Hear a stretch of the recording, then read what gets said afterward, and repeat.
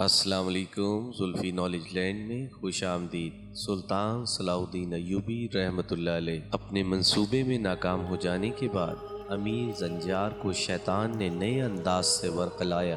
پھر اس نے ایک اور خوفناک چال چلی۔ وہ اس علاقے کے چند غریب لوگوں سے ملا جہاں قاضی ابن ارسون کی درسگاہ تھی۔ پھر اس نے کچھ غریب طالب علموں کو بھی اپنا ہمنوا بنا لیا کہ ضرورت پڑنے پر وہ لوگ قاضی ابن ارسون کے خلاف گواہی دیں گے۔ ان تمام نادار لوگوں کو امیر زنجار نے پیسے دے کر خریدا تھا۔ اپنا دوسرا شیطانی منصوبہ ترتیب دینے کے بعد امیر زنجار ایک دن سلطان نور الدین محمود زنگی سے تنہائی میں ملا۔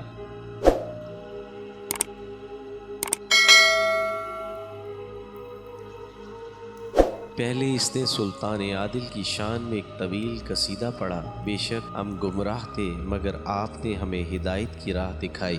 سلطان نور الدین محمود زنگی رحمۃ اللہ علیہ خاموشی سے امیر زنجار کے مبالغہ آمیز ستائشی کلمات سنتا رہا۔ پھر جب عیار امیر خاموش ہوا تو سلطان عادل نے پرسوز لہجے میں کہا، تمام تعریفیں اور بڑائیاں صرف اللہ تعالیٰ کے لیے ہیں اور وہی انسانوں کو ہدایت دیتا ہے، مگر آج تمہیں اس تعریف کی کیا ضرورت پیش آ گئی؟ یکایک سلطان نور الدین محمود زنگی کی لہجے سے طنز چھلکنے لگا تھا۔ سلطان کی ذہانت و فراست نے اندازہ کر لیا تھا کہ امیر زنجار کی یہ خوش آمدانہ گفتگو بے سبب نہیں ہے، یقیناً وہ کوئی خاص مقصد لے کر آیا ہے۔ سلطان عادل نے مجھے سب سے زیادہ نازک ذمہ داری سونپی ہے کہ میں آپ کو عوامی رائے سے آگاہ کرتا رہوں۔ امیر زنجار نے بڑے آزادانہ لہجے میں کہا۔ وہ سلطان نور الدین محمود زنگی کے شعبہ جاسوسی کا ایک افسر تھا۔ اس منصب پر 3 اور معتبر افراد بھی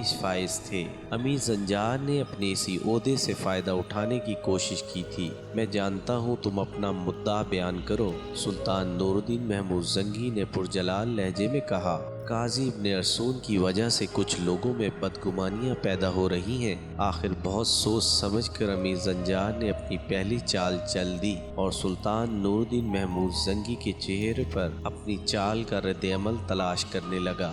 کیسی بدگمانی! ایک لمحے میں سلطان عادل کے چہرے کا رنگ بدل گیا۔ کیا کوئی مذہبی معاملہ ہے؟ مذہب سے اس کا تعلق ہے بھی اور نہیں بھی۔ امیر زنجار لفظ چبا چبا کر بول رہا تھا۔ عام طور پر یہ طرز گفتگو عیاری اور شرارت کا غماز ہوتا ہے۔ مقامی لوگوں اور کچھ طالب علموں کو قاضی صاحب کے اس عمل پر اعتراض ہے کہ انہوں نے اپنی درسگاہ میں ایک خوبصورت کنیز کو رکھا ہے جہاں ان کا ایک شاگرد اور آپ کا مصاحب خاص یوسف صلاح الدین اس کنیز سے ملنے کے لیے بلا ناغہ آتا ہے۔ محلے کے لوگ آپ کے روب و جلال کی وجہ سے خاموش رہتے ہیں، ورنہ حقیقت یہ ہے کہ اس سے منصب قضا بھی بدنام ہو رہا ہے اور دینی درسگاہ کا تقدس بھی، اور سب سے بڑھ کر یہ کہ سلطان عادل کے دور اقتدار میں یہ ناانصافی کیوں؟ امیر زنجار کی گفتگو سن کر سلطان نور الدین محمود زنگی کے چہرے پر فکر و تشویش کا رنگ ابھر آیا۔ امیر زنجار کے خیال کے مطابق اس نے قاضی ابن ارسون کی بے داغ قبا کے دامن میں ایک انگارہ ڈال دیا تھا۔ پھر اس انگارے کو دہکانے کے لیے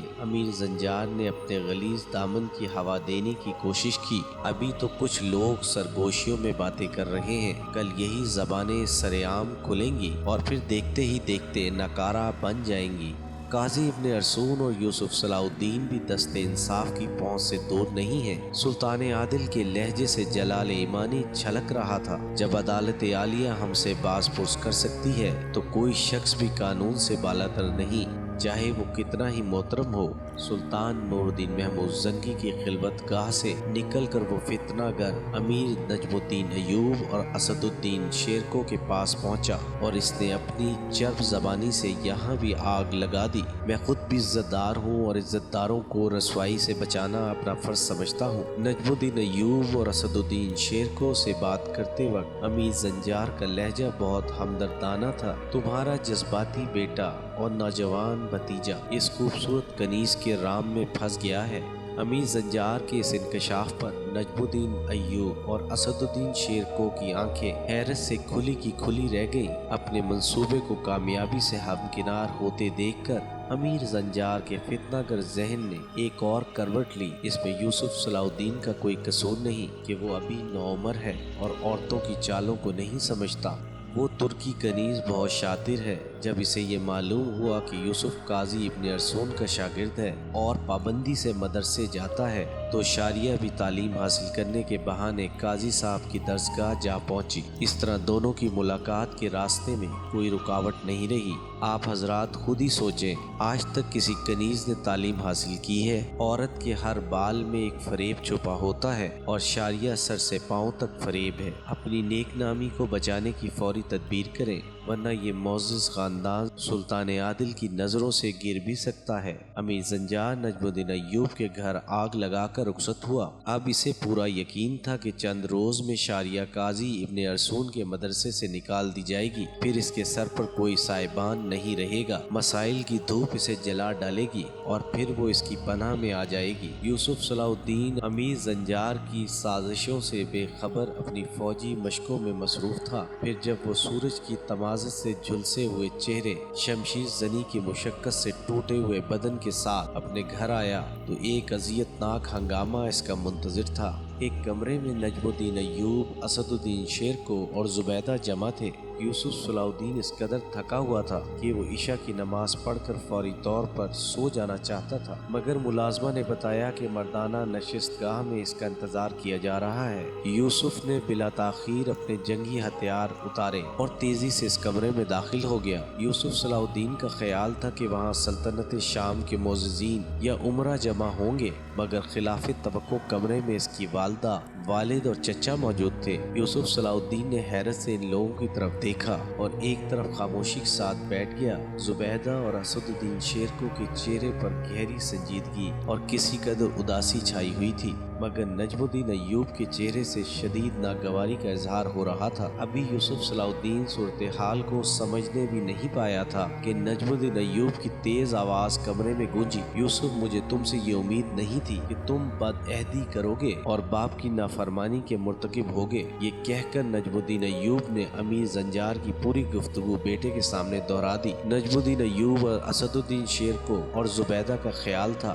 اس انکشاف پر یوسف صلاح الدین گھبرا جائے گا، لیکن حیرت انگیز طور پر یوسف کی استقامت میں کوئی فرق نہیں آیا۔ اس نے انتہائی مؤدب اور ٹھہرے ہوئے لہجے میں نجم الدین ایوب کو مخاطب کرتے ہوئے کہا، بابا محترم، امیر زنجار کی فراہم کردہ اطلاعات حرف بحرف درست ہیں۔ شاریہ ترک دنیا کر کے استاد گرامی کے مدرسے کے ایک گوشے میں جا پڑی ہے۔ میں کبھی کبھی اس سے ملنے چلا جاتا ہوں، بس اس سے زیادہ کسی بات میں کوئی صداقت نہیں۔ میرا سوال یہ ہے کہ تم اس سے ملتے ہی کیوں ہو؟